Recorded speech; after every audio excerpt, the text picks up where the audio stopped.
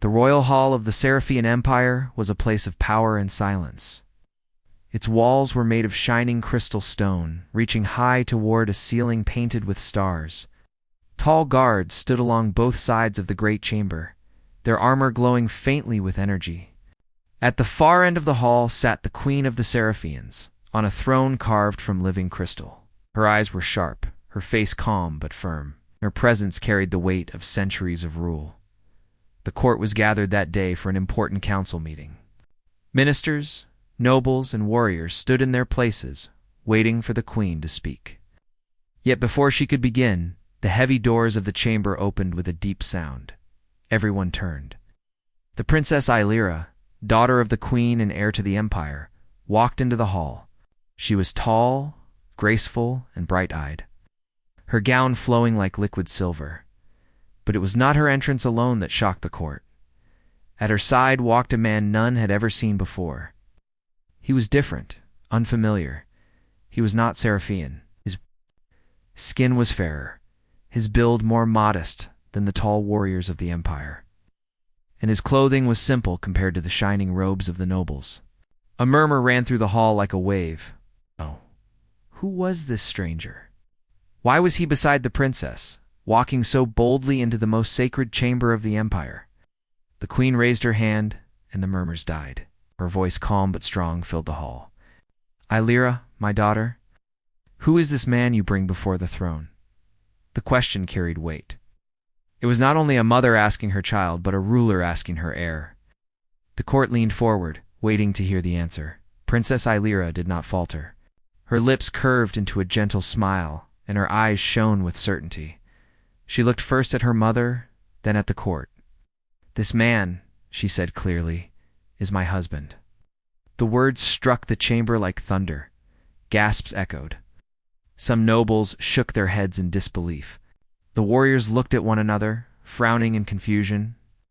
A minister whispered, "Impossible." The queen herself remained still, though her eyes narrowed slightly. She studied the man who now stood at her daughter's side. He was calm, standing straight, not bowing in fear or shame. His gaze was steady, though respectful. His hands were clasped behind his back, and he did not hide his humanity. "Your husband?" the queen repeated, her voice low but cutting. "You speak of marriage, Illyra, yet I see before me no prince, no general, no nobleman of our empire. Who is he?" The princess stepped closer to the throne, still holding her smile, though her tone carried a firm strength. "His name is Daniel Ward. He is not of our people. He is human, from a world beyond our empire. But he is the one I have chosen." The court erupted in disbelief. Nobles cried out, "A foreigner, stranger from a backwater planet. This cannot be allowed." The warriors scowled, shaking their heads. To them, Daniel looked too ordinary, too unremarkable, to be worthy of royalty. But Daniel did not speak. He let the storm of voices rise and fall. His eyes remained on the queen, not defiant, but steady. He understood the weight of this moment, and he did not wish to hide from it. The queen raised her hand again, and silence fell once more. Her gaze lingered on Daniel. "A human," she said slowly. "I have heard whispers of such a race, a young species from the far edges of the galaxy. Yet never have I seen one with my own eyes. And now you stand before me, claiming to be bound to my daughter." Her voice hardened. "Do you know what you risk, Illyra? Do you know what it means to tie yourself, and by blood the empire, to one who is not of our kind?" Illyra lifted her chin. "I know, mother, and I know more. Daniel has shown me things that no Seraphian prince or warrior ever could. He has no armies, no empire, no title. But he has courage, wisdom, and heart. He stands firm not because of power given to him, but because of strength he has built within himself. That is why I chose him." The queen turned her sharp gaze toward Daniel. "And you, human, you stand silent while my court questions your worth. Tell me, why do you stand here? Why do you believe you are fit to take the hand of the heir to my empire?" For the first time, Daniel spoke. His voice was calm, steady, without arrogance or fear. "I do not stand here because I believe I am worthy of her crown, your majesty. I stand here because I love her and because she chose me. I do not claim to be greater than your warriors or wiser than your scholars. I claim only what I am human. We are not perfect. We are not the strongest or the fastest. But we endure. We rise after we fall. We hold on to hope when there is none. That is what I bring. His words did not silence the doubts of the court, but they quieted the room. Even those who scorned him could not deny the clarity of his voice. The queen leaned back in her throne, her eyes thoughtful. For the first time, her expression softened, though only slightly. She studied Daniel as if measuring something hidden beneath the surface. You speak of endurance, she said, of hope. But words are wind. The empire is built on strength, not on hope alone. If you wish to stand beside my daughter, you must prove that you are more than fragile flesh. You must prove that humans are not as weak as they appear. Daniel inclined his head respectfully. If a trial is what you require, then I will face it. Lyra turned to her mother quickly. Mother, he should not need to. But the queen raised her hand. Silence, daughter, is accepted. The empire does not bend its laws for love. If this man is truly to be your husband, then let him be tested. Let him face the trial of the 3 sons. Gasps ran through the hall once more. The trial was legendary, a challenge that broke even seasoned warriors. To send a human and untested, an augmented man was close to sending him to his death. Ylira's eyes widened. But before she could speak again, Daniel placed his hand gently on hers. It's all right, he said softly. If this is what I must do, then I will. The queen's gaze hardened once more. She raised her voice for all the court to hear. Then it is decided. 3 days from now, the human Daniel Ward shall face the trial of the 3 sons. If he survives, if he proves his worth, then we shall see whether he may remain in this court as husband to the princess. If he fails, his place will be ended. The hall echoed with the decree. Nobles murmured, warriors smirked, and ministers whispered of the queen's wisdom. Some already believed the trial would end the matter quickly. To them, the human had no chance. But Ylira held Daniel's hand tightly, her eyes filled with worry and pride. She whispered, They do not know you as I do. They do not understand yet, but they will. Daniel gave her a small smile. His heart was steady. He did not know the details of the trial, nor the dangers it would hold. But he had faced challenges before, on Earth and beyond, was humanid. Humanity had always found a way to survive. As the court dispersed, the queen remained silent on her throne, her sharp eyes still watching the man her daughter called husband. In her heart, doubt remained, but also a spark of something else, a question she had never thought she would ask. Could this human truly be more than he appears? And so the stage was set. In 3 days, Daniel Ward, a man from Earth, would face a trial meant for warriors of the galaxy. The fate of his love, his honor, his place in the empire would rest upon his endurance. The queen had asked, Who is this man? The answer had been given, but the true test of who Daniel was had only just begun. The news of the princess's marriage spread through the empire like wildfire. From the crystal towers of the capital city to the mining colonies on distant moons, every Seraphian spoke of it. Some could hardly believe it, others laughed, and many frowned. The royal heir, bound not to a powerful prince, nor to a seasoned general, but to a human from a small and almost unknown world. The great city of Seraphi's prime, shining beneath its twin suns, became a place of whispers. Markets buzzed, not with the usual haggling, but with debate. Scholars in their tall libraries wrote papers filled with arguments about humans, a species they had barely studied. Warriors in training halls shook their heads, mocking the weakness of fragile flesh. Ministers met in private chambers, questioning if the princess's heart had blinded her judgment. Daniel, however, did not wander the city freely. After the queen's decree, he remained within the palace, watched closely by guards. Though they showed no cruelty, their eyes carried suspicion. He was tolerated, not accepted. The queen herself was cautious. She did not openly show anger toward her daughter, but her doubts were heavy. At council meetings, she spoke of duty, law, and the survival of the empire. She warned her ministers that love could not guide policy. Alira listened, but her eyes always found Daniel, and she stood beside him without fear. Still, the court pressed against him. One evening, a gathering was held in the Hall of Ministers. It was not the great throne room, but a smaller chamber where debates often turned sharp. Daniel was called to attend. The ministers wished to understand him, but the tone of their voices made clear their doubt. As he entered, whispers ran through the chamber. He felt their eyes measuring him, not as a man, but as a question they wanted answered. Minister Thaler, an elder with long silver hair, rose to speak first. "Human," he said, refusing even to use Daniel's name, "tell us, what do you offer the Empire? You come from a world with no fleets, no ancient wisdom, no proven strength. Why should the royal bloodline tie itself to you?" Daniel did not reply at once. He studied the minister's face, then said simply, "Because the princess chose me. Not for wealth, not for armies, not for titles. She chose me for who I am." A ripple of disapproval spread across the hall. Another minister, Lady Vera, stood quickly. "Romantic words," she said coldly. "But the Empire cannot be built on romance. When enemies come, will you protect her? When the council must decide war or peace, what wisdom will you give?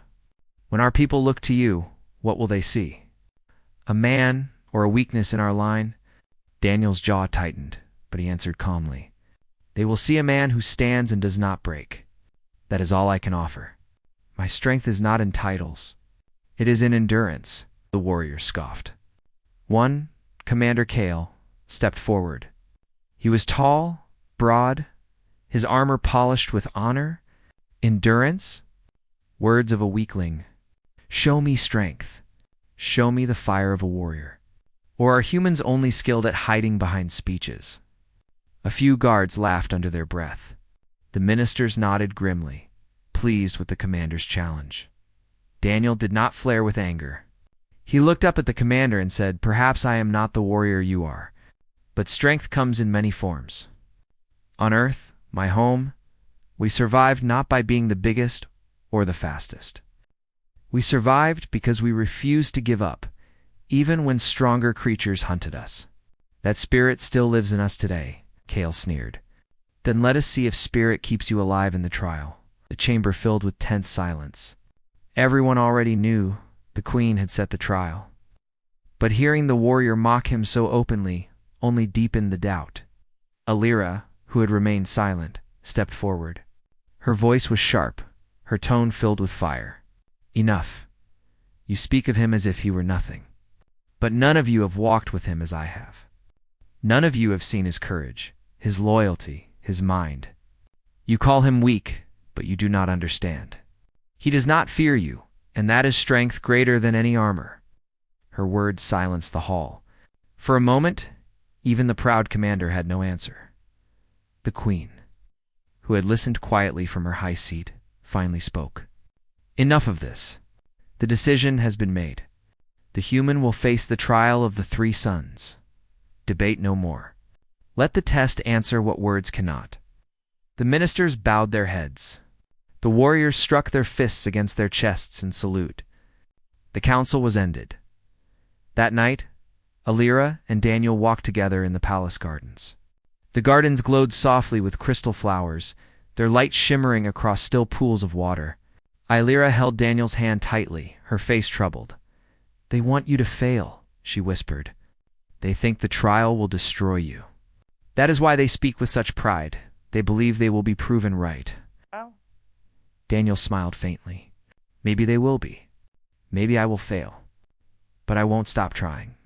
That is the one thing I know how to do. To keep going." She stopped walking and faced him, her eyes fierce. "You cannot fail. Not because of me, but because you are more than they see. I believe it, even if my mother and her court do not. They measure greatness by crowns and armies, but I measure it by heart." Her words touched him deeply. For a moment, Daniel forgot the palace walls, the weight of doubt, the trial ahead. He saw only Alira, the woman who had chosen him when no one else would have dared. "Then I'll show them," he said softly. "Not with speeches, not with pride. I'll show them by standing, no matter what comes. The days passed quickly. The Empire prepared for the trial. Scholars whispered of its dangers. Warriors spoke of it with grim pride. Citizens of the capital waited eagerly for the spectacle, for the Empire's traditions always drew great attention. Daniel trained as best he could. He was not given weapons, nor armor, for the trial allowed only what the challenger could make or find. Instead, he exercised his body, sharpened his senses, and studied what little information Alira could give him about the desert world where the trial would take place. He asked questions about the suns, the storms, the terrain. He memorized every detail, not as a soldier with advanced weapons, but as a human who knew how to survive in harsh places. The queen watched quietly. Though she said little, her eyes followed him with interest. At first, she expected him to falter, to grow desperate under the pressure. But he did not. He rose early, worked late, and endured the cold stares of those who mocked him without complaint. On the eve of the trial, the queen called her daughter to her private chambers. The room was smaller than the throne hall, lit only by a single crystal lamp. The queen's face was thoughtful, not angry. "Alira," she said softly, "you know what you risk. If the human fails, he will not survive. If he survives, then our empire will carry a shadow of doubt forever. Do you understand?" "I understand," Alira replied firmly. "But I also know this: if he survives, it will not be a shadow. It will be a light. A reminder that greatness does not always come from bloodlines." The queen's eyes softened for a moment. She sighed. "You speak with your heart, daughter. That is your gift. But hearts can be broken." Alira met her mother's gaze without fear. "Then let mine break, but let me follow it. I would rather stand beside Daniel and face every doubt than stand with anyone else in comfort." For a moment, the queen said nothing. Then she turned her eyes toward the window, where the stars shone. "We shall see," she whispered. The next morning, the Empire gathered near the spaceport. A grand vessel stood ready to carry Daniel, the queen, the princess, and chosen witnesses to the trial world. The crowd was enormous, filling the great plaza. Some cheered for the spectacle, others sneered at the human who dared to face such a test. Daniel walked up the ramp of the vessel, Alira at his side. He felt the weight of thousands of eyes upon him, but his steps did not falter. He was human, and humans had always walked forward, even when the path was uncertain. As the ship lifted into the sky, the queen spoke quietly to herself, words only she could hear. "Who is this man? Soon the suns will answer." Ash! And so the vessel rose, carrying Daniel Ward to the desert world of the Three Suns, where his fate and the Empire's judgment waited. The trial world was a wasteland of endless deserts, its sky painted with the fire of three suns. The first sun was bright white, burning with pure heat. The second was orange, casting long shadows across the cracked ground. The third was red, low on the horizon, adding a haze of dust and blood-colored light. No life thrived here. No rivers flowed, no forests stood. Only sand, stone, and storms filled this cursed world. The great ship of the Seraphim Empire descended from the sky and landed on the edge of a rocky plateau. Around it, crowds of warriors, nobles, and scholars disembarked to watch. The queen herself took her seat on a high platform built for the trial, her eyes sharp, her posture unbending. Princess Alira stood beside her, her hands clasped tightly, her face pale with worry. Daniel walked down the ramp, dressed not in armor, but in simple desert gear. He had a flask of water, a knife given for survival, and nothing more. No one was allowed advanced weapons or machines. The trial was a test of will, not of technology. Around him stood his challengers, warriors from across the Empire, each stronger, taller, and faster than him. Their armor was light but durable, their bodies bred for endurance. They glanced at him with sneers and smirks. To them, the human was already defeated. A horn sounded across the desert. The voice of the herald boomed. The trial of the three suns begins. The competitors shall cross the wasteland, reach the Tower of Winds, and return with the Crystal of Proof. Only those who endure may claim victory. The queen raised her hand, and the suns blazed overhead. Begin. The warriors launched forward like arrows, their strides long and powerful. Sand flew beneath their feet. Daniel did not rush. He took a steady pace, conserving energy. Already the heat pressed against his skin, burning like fire. Sweat rolled down his forehead, and the glare blinded his eyes. The others pulled ahead quickly, leaving him behind. Nobles in the stands laughed. See? Already he lags. He cannot keep up. Warriors nodded with pride, certain of his failure. But Alira leaned forward, her voice low but firm.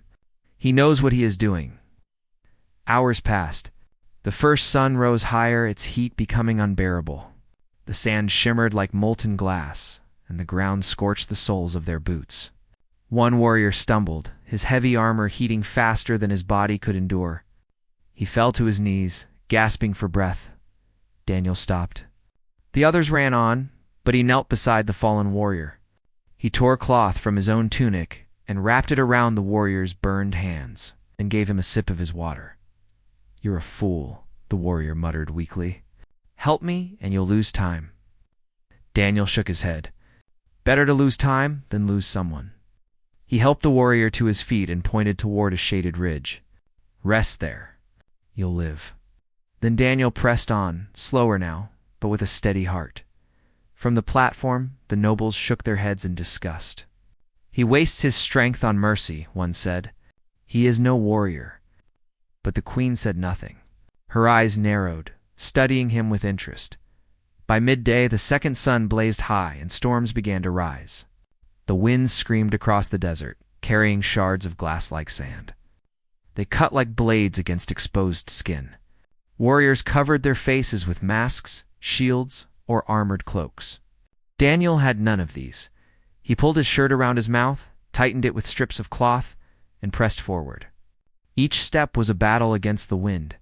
The sand cut at his arms and legs, leaving small wounds, but he endured. He crouched low, moving carefully, using the terrain for shelter. 2 more warriors fell. One cried out, blinded by sand. Another collapsed, his strength drained. Daniel passed them, but not without pausing to drag one into the cover of rocks. He gave no speech, no prideful, boast-only quiet action. The crowd grew restless. Some muttered that he was foolish. Others, silent now, wondered why he continued to help when he gained nothing from it. Alira's heart swelled with pride. She knew this was his way, humanity's way. At last, the Tower of Winds came into view. It was an ancient spire of stone, taller than any mountain, carved by storms over centuries. At its base rested the Crystal of Proof, glowing faintly with inner light. 3 warriors reached it first. They fought briefly, striking with fists and blades, each desperate to claim the crystal. Daniel arrived late, bloodied and weary, but he did not hesitate. He did not fight them for the prize. Instead, he waited, watching. Conserving his strength, when 2 warriors knocked each other unconscious, the third raised the crystal in triumph. But the moment he stepped into the open, a sudden gust roared down the spire. The tower's wind struck like a hammer, throwing him to the ground. The crystal rolled from his hands, sliding across the stone floor. Daniel rushed forward. He dove low, shielding his face with his arm, and grabbed the crystal. The winds tore at his body, but he held fast. With slow, steady steps, he pressed against the storm, moving carefully until he was free. He did not shout. He did not boast. He simply held the crystal in his hand and began the long journey back. The third sun now dipped low, turning the desert blood-red. Night was near, but the trial did not end until he returned to the plateau. Daniel's body screamed with pain.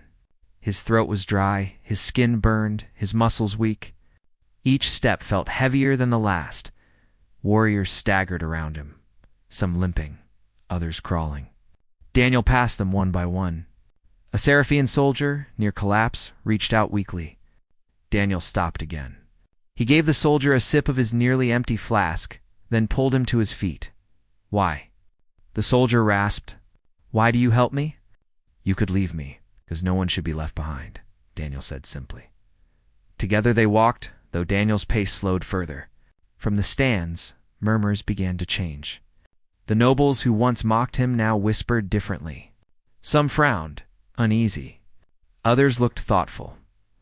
The queen leaned forward, her eyes fixed on him. She saw not strength of body, but strength of spirit. A strange feeling stirred within her, a respect she did not expect to feel at last. As the stars began to appear in the red sky, Daniel stepped onto the plateau. The crowd rose to its feet, silent at first, then filled with cheers and cries. He stood, exhausted, the crystal of proof raised high in his hand. The herald's voice boomed. The human Daniel Ward has completed the trial of the three sons. He has returned with the crystal. He has endured. The crowd erupted. Some cheered with excitement, others cried out in disbelief. The warriors who had mocked him lowered their heads, silent. Even Commander Kale, who had sneered at him days earlier, stared with wide eyes. Daniel fell to one knee, his strength finally gone. Illyra rushed to his side, lifting him with trembling arms. Tears shone in her eyes, but her smile was bright. I knew you could do it, she whispered. Daniel gave a weak laugh. I told you. Humans endure. The queen stood slowly from her throne. The entire court fell silent. Her eyes swept across the plateau, then fixed on Daniel. For a long moment she said nothing. The weight of her judgment hung heavy in the air. At last her voice rang clear. The human has faced the trial. He has not only endured, but shown courage, mercy, and resolve. He stands before us, not as a stranger, but as one who has proven his spirit. She turned to Illyra. Daughter, you chose him. And though I doubted, he has given answer where words could not. The trial has spoken. The crowd bowed. The warriors saluted. Illyra held Daniel close, her smile radiant. For the first time, the queen's expression softened. She looked at Daniel not as an intruder, but as something else, perhaps even as a man worthy of her daughter's love. But in the distance, beyond the desert, shadows stirred. Far from the trial world, in the cold reaches of space, an enemy fleet gathered. The veiled dominion watched, waiting for the moment to strike. The trial was over, but a greater challenge was yet to come. The trial of the three sons had ended, but its echoes still filled the empire. For days afterward, the name Daniel Ward spread across Scifi's prime. In the streets, citizens argued in markets and halls. Some praised his courage, saying no outsider had ever endured the trial. Others dismissed him, claiming luck alone had carried him through. But whether loved or doubted, one truth could not be denied: Daniel had survived where few thought he would. The queen, though still cautious, no longer called him a stranger. In council, she spoke of him as the human rather than the outsider. It was a small change, but it carried weight. Illyra noticed it, and her heart filled with hope. Daniel himself did not bask in praise. He recovered slowly, his body marked by burns and cuts from the desert. Yet even while resting, he trained each morning, refusing to grow idle. When asked why, he said only, because the next challenge always comes. And it did. The first signs one evening, as the suns dipped low, an urgent message arrived from the border colonies. A fleet of unknown ships had been sighted near the mining world of Kevrin. At first, the Serafian scouts thought it was a passing caravan. But soon the truth emerged. It was the Veiled Dominion. A power feared even by strong empires.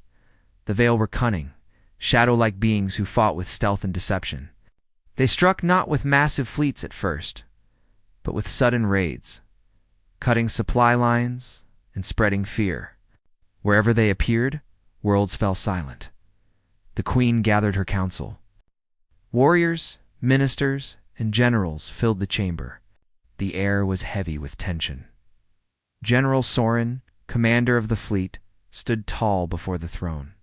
Your Majesty, the Dominion tests our borders. They move swiftly and strike without warning. We must prepare the full navy before they press further. The queen's eyes narrowed. And how much time do we have?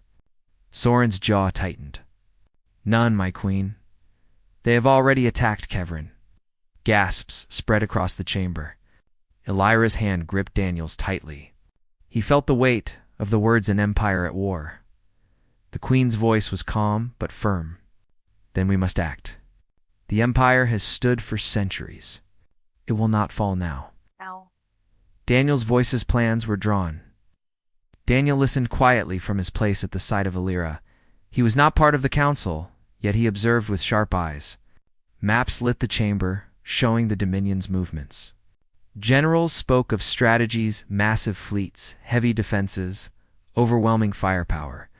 But Daniel frowned. Something was wrong. The patterns on the map were too familiar. They reminded him of Earth's ancient wars, where smaller forces had outmaneuvered larger ones. When the council paused, he stepped forward. His voice was steady, though the generals looked at him with annoyance. With respect, Your Majesty, the Dominion isn't trying to crush you with numbers. They're testing you. They strike fast and vanish before your fleets can answer. If you keep sending your forces in heavy lines, they'll bleed you slowly until fear does what their weapons cannot. The generals bristled. General Soren scowled. And what would you know of such things, human? You have no fleet, no command, no wars behind you. Daniel met his gaze without fear. I know how it looks. They're using the same tactics humans once faced in our early wars. We called it guerrilla warfare. Small strikes, fast retreats. They make you chase shadows until your strength breaks. If you want to beat them, you can't fight the way they expect. The room grew tense. The general shifted uncomfortably, unwilling to admit that his words carried truth. The queen raised her hand, silencing the murmurs. Her eyes were thoughtful as she studied Daniel. What do you suggest? She asked. Daniel stepped closer to the map. Stop chasing them with your strongest fleets. Split them. Use smaller groups, but move unpredictably. Set traps. Make them think they're the hunters, then turn the ground under them. Humans learned this the hard way, but it worked. It can work again. Silence followed. Ilira's eyes shone with pride. The queen's expression remained unreadable, but she nodded slowly. Perhaps. The human sees what we do not. General, consider his words. Oh, reluctant. Soren bowed. As you command, Majesty. The first battle days later, the plan was tested. Scouts reported another raid near Kevrin's moons. This time, the Seraphians followed Daniel's advice. Instead of sending a massive fleet, they split into smaller wings. Hiding behind asteroid belts and false signals, when the Dominion ships appeared, swift and dark, they expected an easy strike. Instead, they found Seraphian wings surrounding them from three sides. Traps closed, and the hunters became the hunted. The battle was fierce, but short. The Dominion, surprised and unprepared, lost ships quickly. The survivors fled into the void, their formation broken. Cheers rang through the Seraphian fleet. For the first time, the Dominion had been forced to retreat. And though many credited the generals, whispers began to spread among soldiers. It was the humans' idea. Respect earned then the capital. The news spread fast. Citizens who once mocked Daniel now spoke his name with curiosity. Some still doubted, but others began to wonder if this outsider had a place after all. The queen remained cautious. Yet in private, she admitted to Elira, "Your husband's mind is sharp. He sees war differently.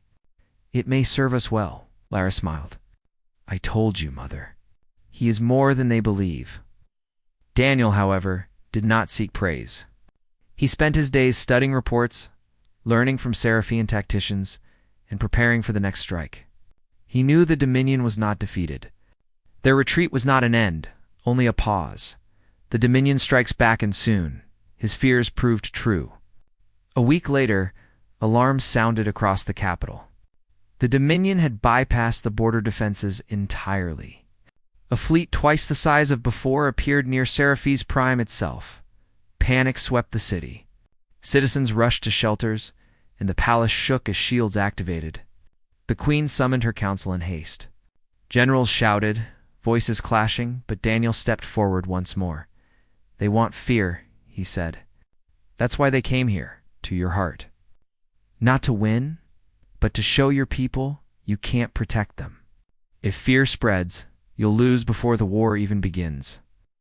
The queen's gaze hardened. "Then what must we do?" Daniel pointed to the map. "We hold them here.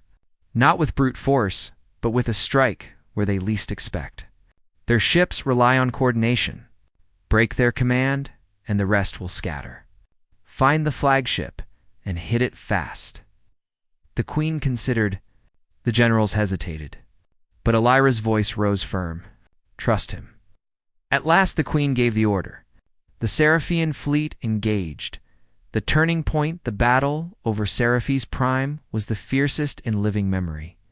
The Dominion ships moved like shadows, striking and fading, but this time the Seraphians fought with new tactics. Small wings darted in unexpected ways, guided by Daniel's strategy. Amid the chaos, the flagship was found, a dark vessel larger than the rest, hidden at the rear. Seraphian fighters dove toward it. Daniel, though not a pilot, stood in the command chamber giving advice. Reading the patterns of the enemy's moves, "Now," he said, pointing to a sudden gap. "Strike now." The fleet obeyed. A focused blast of energy tore through the flagship's shields. Fire consumed its hull, and it exploded in a burst of flame. At once the Dominion's formation broke. Without command, their ships scattered, retreating into the void. The Seraphian fleet roared with victory. The capital was safe for now. After the battle, when the fleet returned, the queen stood before her people. Her voice rang with pride. "The Dominion has been turned away from our gates. Our empire stands strong." The crowd cheered. But then her voice lowered. "Yet we must give credit where it is due. This victory was not ours alone. It was aided by the eyes of one who saw differently, who stood among us, though not of us. Daniel Ward, human husband of my daughter, has proven his worth." The plaza erupted. Some cheered with joy, others watched in stunned silence. Daniel, standing beside Illyra, bowed his head humbly. The queen turned to him, her eyes steady. "When first you entered this court, I asked, 'Who is this man?' Now I begin to see the answer. You are not only a husband, you are an ally." Illyra's smile was bright, her hand clutching Daniel's tightly. For the first time, the queen did not look away, but far beyond the empire's borders. In the cold void between stars, the Dominion gathered again. Their defeat had stung, but their hunger only grew. The war was not over. The shadows of battle stretched wide, and the true test of humanity's spirit was still to come. The war with the Veiled Dominion had shaken the Seraphian Empire to its core. Though the battle near Seraphi's prime was a victory, it was only a pause in the storm. Reports soon reached the Palace Dominion fleets were gathering in far greater numbers. The next strike would not be a raid. It would be war in full. The queen stood in her council chamber, her golden robe gleaming in the light of the great suns. Her face was calm, but her voice carried weight. "They come not only for our worlds," she said. "They come for our pride. If Seraphis falls, all that we have built will fall with it." Around her, generals bowed their heads. Ministers murmured about defenses and supplies. Fear touched even the strongest hearts. Daniel Ward stood quietly at the side of Princess Illyra. His eyes were on the star maps projected in the chamber. The Dominion's fleet spread like dark ink across the stars. He could see the pattern. He could feel their plan. Finally, he spoke. "They will strike 3 fronts at once. Here, here, and here." He pointed to the maps, his finger steady. "It's the only way to stretch you thin. If you defend all with equal force, they will break one and roll through the others." The council fell silent. His words rang true. The queen's eyes narrowed. "And what would you do, human?" Daniel turned toward her. "I would not fight them where they expect. I would let them think we are weak at one point, then strike with everything we have at their heart." Murmurs broke out. A trap? Risky? Dangerous? Some called it madness. But Illyra's voice rose clear above them all. "My husband sees what others do not. Trust him as I do." Queen studied her daughter. Then she studied Daniel. At last, she gave a slow nod. "Very well. The Empire will gamble on the vision of a human." The final plan in the days that followed, preparations filled the Empire. Fleets were repaired, weapons charged, soldiers trained harder than ever. Yet it was Daniel's plan that guided them. He taught them to hide signals, to send false codes, to confuse the enemy. He reminded them that war was not only strength, it was mind against mind. When Alira visited him in the strategy hall, she found him bent over maps, his face marked with fatigue, but his spirit unbroken. "You give so much," she whispered. He looked up at her and smiled faintly. "Because they need hope. And because you believed in me when no one else did, I can't fail you." She took his hand, her eyes shining. "You will not. I know it. The battle begins. The Dominion came at last. A fleet so vast it blotted the stars. Their dark ships glided forward like a storm of shadows. Across 3 fronts they attacked, just as Daniel predicted. The Serafian fleets spread out. On 2 fronts, they fought to hold the line. But on the 3rd, they fell back, as though broken. The Dominion surged forward, believing they had found weakness. But it was a lie. Behind the retreating line, hidden deep in an asteroid field, the Serafian core fleet waited. With Daniel's guidance, they struck when the Dominion pressed too far. "Now," Daniel shouted from the command hall. "Hit them where they least expect." The Serafian ships exploded from hiding, unleashing fire upon the Dominion's heart. The enemy was caught between the supposed weak line and the ambush. For the first time, the hunters were trapped. The price of war, the battle raged for hours. Space burned with light. Ships broke apart. Explosions shook the void. Daniel's strategy worked, but the cost was heavy. Brave Serafian captains sacrificed themselves to hold the line. Entire wings fell to protect the core fleet. At one moment, the Dominion nearly broke through. Their flagship, larger than any other, tore a hole in the Serafian defense. Panic spread. Daniel's voice rose above the chaos. "All ships focus fire on the flagship. Break their command, and the rest will falter." The order carried across the fleet. Serafian ships converged, striking with all their might. The flagship fought back, tearing through attackers, but Daniel would not yield. He saw the gap, the opening now. He shouted again. "Strike its heart." A final blast from the Serafian dreadnoughts pierced the flagship. It erupted in fire, breaking apart into shards of light. At once the Dominion fleet faltered. Without their leader, their formation collapsed. One by one, they began to retreat into the shadows of space. The war was not easy, but the battle was won. The aftermath, when the surviving fleets returned to Serafi's prime. The Empire gathered in the Great Plaza. Citizens filled the streets, cheering their warriors. Yet all eyes soon turned to the palace balcony, where the Queen stood with her daughter and Daniel at her side. The Queen's voice carried across the plaza. "My people, today we stand victorious, not by strength alone, but by wisdom and courage. When first this human entered our court, I questioned who he was. I saw only an outsider, unworthy of our throne." She paused, her gaze falling on Daniel. Her voice softened but grew stronger again. "But in the darkness of war, he gave us light. In our weakness, he showed us strength. He has proven not only his worth, but the worth of his kind. Let it be known across the stars, the Serafian Empire does not stand alone. Humanity stands with us." The crowd erupted in cheers. Warriors raised their weapons in salute. Citizens called Daniel's name. For the first time, he was no longer the outsider. He was part of them. Alira turned to him, her smile filled with pride and love. "Do you see now? They know who you are." Daniel looked at her, his heart heavy with all that had been lost, but also full with hope for what was to come. "I never needed them to know me," he said softly. "Only you.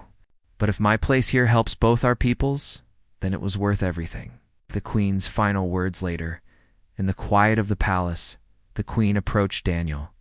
No court surrounded her, no ministers, no generals. Only the 3 of them, Queen, Princess, and human. Her eyes, once stern and doubtful, now carried respect. "When first I saw you," she said, "I asked my daughter, 'Who is this man?' Her answer was simple, 'My husband.' I thought it foolish. Now I see she was wiser than I. You are more than her husband. You are a leader, a warrior, and a teacher. And though you come from a distant world, you have become family to us." Daniel bowed his head. "I am honored, Majesty." The queen's lips curved into the faintest smile. "Do not bow. Stand proud. You have earned it." Lyra reached for Daniel's hand, and together they stood side by side. Husband and wife, human and princess, a bridge between two peoples. Epilogue: humanity's place in the months that followed. Alliances grew between Earth and the Seraphian Empire. Humans, once unknown, became respected across the stars. The story of Daniel Ward spread far, a tale of courage, resilience, and love, and always. In the memory of the Seraphians remained the words spoken long ago in a throne room filled with doubt. "Who is this man?" And the answer, spoken with pride and love, echoed forever: "My husband."